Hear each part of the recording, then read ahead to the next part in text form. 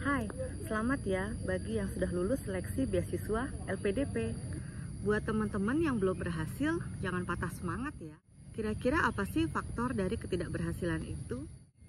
Tips yang akan saya bagikan ini merupakan pengalaman dari teman-teman saya. Ada yang mencoba beasiswa LPDP 2 kali, ada yang mencoba 3 kali baru berhasil, ada yang mencoba 4 kali baru berhasil. Dan mereka bukan teman-teman saya ini bukan orang-orang yang tidak punya prestasi, mereka punya prestasi. Ada mantan putri Indonesia, ada karyawan terbaik di instansi pemerintahan, macam-macam deh. Ini semua teman-teman saya yang saya kenal. Dan apa sih yang membuat mereka tidak berhasil pada saat itu?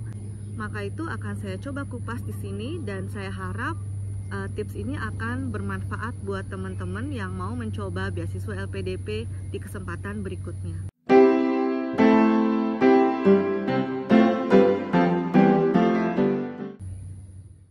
Faktor ketidakberhasilan itu bisa terjadi di tahap seleksi administrasi berbasis komputer atau di wawancara. Sebagai contoh, syarat tidak lengkap. Misalnya skor IELTS harus 7, tapi kita udahlah coba dengan 6,5. Atau misalnya harus ada surat izin atasan 2 orang, 2 surat. Enggak, 1 aja coba-coba. Nah, mental yang coba-coba inilah yang bikin kita tidak berhasil di suatu ajang kompetisi, ya kan. Beasiswa ini kan, seleksi beasiswa ini kan seperti kompetisi gitu ya. Kalau kita memang nggak sungguh-sungguh ya mungkin akan dengan mudah gitu disortir oleh panitia bahwa kita tidak akan lolos ke tahap berikutnya. Kemudian bisa juga berkas kita tidak valid. Misalnya diminta harus ada legalisir gitu, cap basah, tapi yang kita kasih fotokopian. Atau misalnya yang kita kasih adalah legalisir yang sudah expired gitu, yang sudah tahun berapa. Well, mates, we are grown up, right? Kita udah dewasa gitu, jadi jangan bermental kekanak-kanakan. Seolah-olah panitia nggak tahu gitu, nggak bakal lihat atau nggak bakal baca dengan teliti. Selanjutnya bisa jadi ada di tahap seleksi berbasis komputer. Mungkin kita belum cukup belajar, atau ada distraksi pikiran, atau ada masalah-masalah teknis.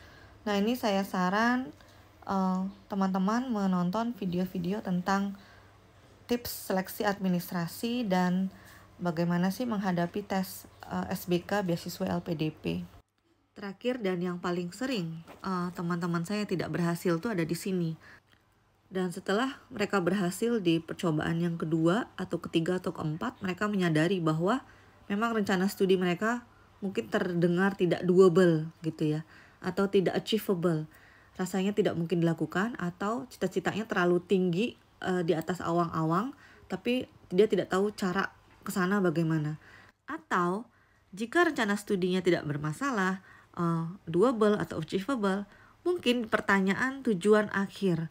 Nah, ketika kita ditanya setelah S2 mau apa, atau setelah S3 mau apa gitu, teman-teman saya mengaku bahwa oh iya ya, pada saat mereka gagal itu mereka tidak spesifik. Misalnya mereka hanya bilang, ya saya mau menjadi karyawan yang lebih baik. Nah, lebih baik itu apa? Kan itu masih abstrak gitu loh. Jadi ya memang harus jelas, oh nanti karirnya mau begini, yang mau dikerjakan adalah ini, kemudian pengembangan penelitian nanti ini. Jadi harus spesifik.